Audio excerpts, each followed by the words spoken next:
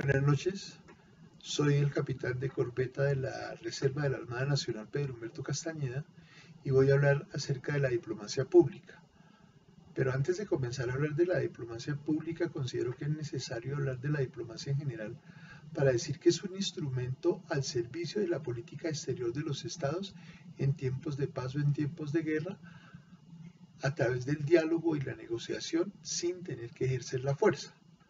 Así las cosas, la diplomacia es una actividad política que constituye el principal medio de comunicación entre los países y está subordinada o a los ministerios de Relaciones Exteriores o, como en el caso colombiano, a la Cancillería, y permite que los estados busquen cumplir los objetivos de política exterior mediante líneas y mecanismos acordados entre los estados. La diplomacia pública hace referencia al hecho de dejar de negociar de manera secreta. Está compuesta por un conjunto de esfuerzos dirigidos a comunicar e informar al público extranjero. Es decir, no es una negociación solamente entre estados, sino que incluye, por ejemplo, organizaciones no gubernamentales, movimientos sociales u organismos internacionales.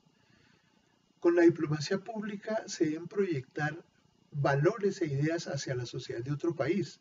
Es una herramienta para promocionar los intereses y los objetivos nacionales.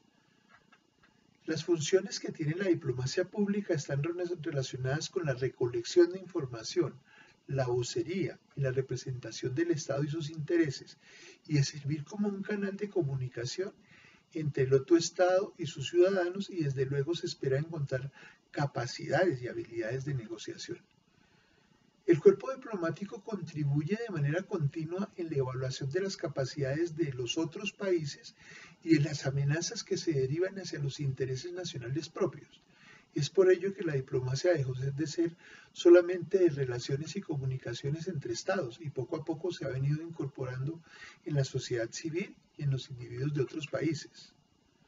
Es así que la diplomacia pública es tener influencia sobre la opinión pública de otros estados y para conseguir este cometido utiliza la tecnología y los diversos medios de comunicación para difundir la información que se desee, de forma tal que permita generar confianza y credibilidad en el Estado y en sus políticas. En otras palabras, se trata de vender una imagen positiva.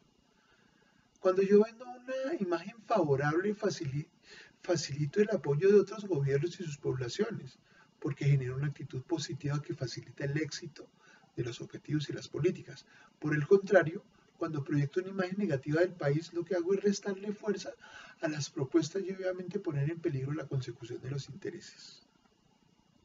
La diplomacia pública como modalidad dentro de los instrumentos empleados por la diplomacia actual constituye una parte importantísima de los esfuerzos que hacen los estados por entenderse entre sí y por promocionar una política exterior y su imagen nacional.